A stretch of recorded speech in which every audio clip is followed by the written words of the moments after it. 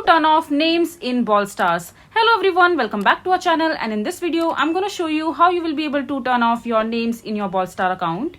So unfortunately, there is no way through which you will be able to hide or turn off your name in your Brawl Star account while playing Brawl Star game with your family and friends, simply because whenever you create your account in the Brawl Star, you need to use your Supercell ID, which generally requires your email address or your mobile number, and afterwards you have to provide your official name along with your last name, etc. So as you can see that in my profile, my first name has been written over here because Brawl Star doesn't offer any explicit feature to hide your name from other players. Your username is your identity in the game, and this is how player recognize you. However, some players get very creative by changing their name to something else which is unrecognizable, or even using a special character to make their name harder to read. But remember, these methods won't completely hide your name. They just made it less obvious that it is not you.